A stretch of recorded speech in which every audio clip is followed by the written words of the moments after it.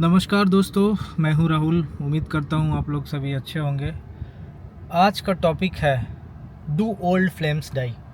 Old flame से क्या मतलब है मेरा, यानी अगर आप लोग गर्लफ्रेंड बॉयफ्रेंड हो या फिर हस्बैंड वाइफ हो और आपके पुराने अफेयर्स थे जो कि होते हैं नेचुरली सभी के, क्या वो दोबारा आपकी लाइफ में वापस आ सकते हैं? क्या आप उनसे दोबारा बात कर सकते हो, उनके टच में आ सकते हो या नहीं, या ये हमेशा हमेशा के लिए पास्ट रिलेशनशिप्स दफन हो जाते हैं? This is what we want to understand in this video. So do old flames die, आइए जानते हैं। तो इस टॉपिक को मैं एग्जांपल्स देके समझाऊंगा। तो पहला एक एग्जांपल मैं अपने लाइफ का दूंगा। 2014 में मेरी पहली गर्लफ्रेंड बनी थी। नया नया जॉब था और बनी थी। 6 महीने चला अपना रिलेशन। 6 महीने में उसके बाद हमारा ब्रेकअप हो गया।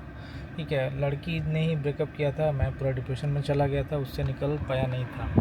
बट जो है क्या बोलते हैं आपका, ब्रेकअप हो गया था, इट वाज परमानेंट। दोबारा हम लोग रिलेशनशिप में वापस आ नहीं सके।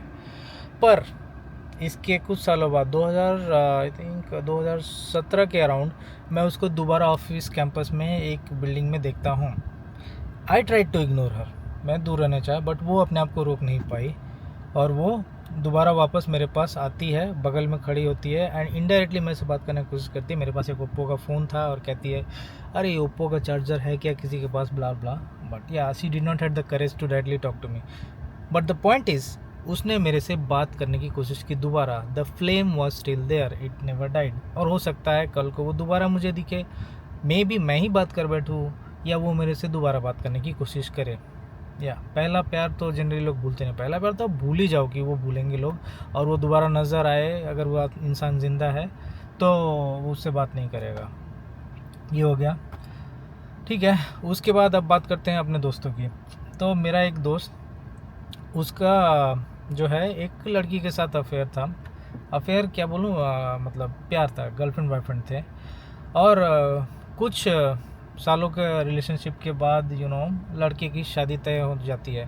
बट उस शादी के तय होने के पहले लड़का और लड़की एक दूसरे के साथ शादी करने का बहुत कोशिश करते हैं। बट लड़की के माँ बाप जो है नहीं मानते हैं, क्योंकि कास्ट वास्ट का कुछ चक्कर था। बिहार वगैरह में ये सब बहुत चलता है, कास्टिज़म वगैरह।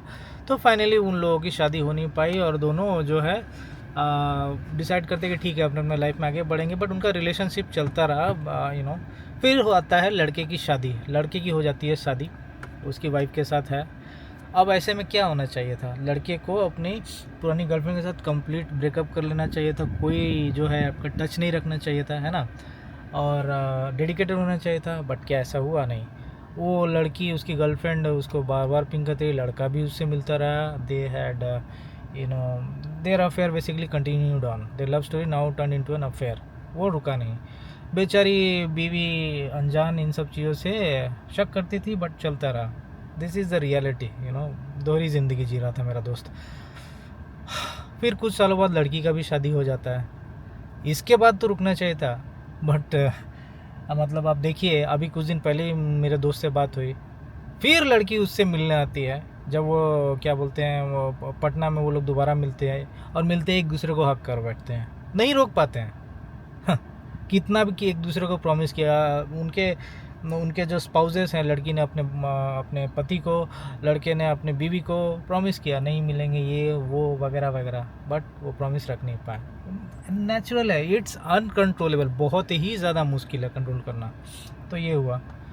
अब फाइनली आते हैं द बिटर पाथ, पार्ट जो मेरी खुद की है, मेरी वाइफ की। तो करीब कुछ महीने हटा दो, 8 साल का अपना रिलेशन है मेरे और मेरे वाइफ का, from loving each other till 5 including 5 years of marriage. तो अभी हुआ क्या कि जब स्टार्ट हुआ हमारा लव अफेयर, तो मेरी बीवी का एक दोस्त था, बचपन का दोस्त, वो उसके साथ काफ़ी इन्वॉल्व रहती थी, उठना बैठना एंड ऑल। बट क्या बोलते हैं, और मेरी बीवी को उस पर क्रश भी था। वो चाहती थी कि उसको अपना बॉयफ्रेंड बना ले या शादी कर ले, जो भी था। ये बातें मुझे धीरे धीरे अंदाज़ा हुई, बट वो कभी ऐसा कर नहीं पाई, क्योंकि मेरे वाइफ की एक दोस्त थी जो उस लड़के के साथ मतलब इंगेज थी और उनका शादी भी हुआ था। तो इसीलिए अल्टीमेटली उधर कुछ हुआ नहीं। एंड स्टार्टिंग में ही मैंने इसको बोला था रिलेशनशिप के कि ये लड़का से तू दोबारा बात नहीं करेगी, अगर करेगी तो मैं ब्रेकअप कर लूँगा। एंड शी एग्रीड, उसने मेरे सामने उससे बातचीत बंद किया, उसको ब्लॉक किया। और टू माई सरप्राइज़, क्या वो परमानेंट रहा ब्लॉक या बातचीत बंद? नहीं। 2017 के अराउंड में हमारा शुरू हुआ था लव मैरिज, सॉरी मतलब प्यार व्यार, और 2019 में वो दोबारा उसने वो बात करते हुए मैंने उसको पकड़ा। मे भी हो सकता है बीच में बात किया हो छुप छुपा के, क्योंकि लोग रह नहीं पाते हैं यार जो डीप रिलेशन हो, ठीक है। तो मुझे बहुत दुख हुआ, मैंने दोबारा उस झगड़ा झमेला किया, ब्रेकअप भी करने की कोशिश किया। उसने फिर प्रॉमिस किया कि नहीं बात करेंगे वगैरह वगैरह, बट अल्टीमेटली कुछ सालों बाद अभी पिछले साल ही उसने फिर से ऐसा किया।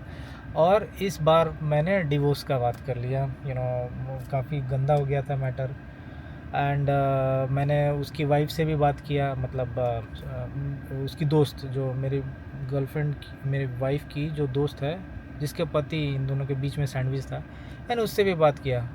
उसकी वाइफ ने उसके पति को डिवोर्स दे दिया, बिकॉज़ वो ऐसे हरकतें उसकी जान चुकी थी, ठीक है। मेरे बीवी के साथ दोबारा झमेला हुआ एंड ऑल, और मैं बेवकूफ़ उसको दोबारा माफ़ कर दिया, दिल से मजबूर होके, मैं चूतिया उसको माफ़ कर दिया, विच आई शुड नॉट हैव। तो अभी तो फ़िलहाल उससे बातचीत नहीं है। इस बार का ब्लॉग उसने काफ़ी लंबे टाइम से देख रहा हूँ, ऑब्जर्व कर रहा हूँ, बात नहीं किया। अगर छुप छुपा के करती होगी तो I would not know unless and until I again catch her. But अब एक और इंसान उसकी लाइफ में आ गया, मेरी वाइफ का। तो कुछ महीनों पहले वो एक कंपनी में काम करती थी, वहाँ कुछ झमेला हो गया, उसका मसड़ हो गया, तो मेरी वाइफ ने रिज़ाइन कर दिया। रिजिग्नेशन पीरियड के दौरान एक एचआर के साथ उसके बातचीत था, और ये बातचीत जो है धीरे धीरे अफेयर में तब्दील होने लग गया। फुल ब्लोन अफेयर है कि नहीं, वो पहले तो नहीं था, 3 महीना पहले।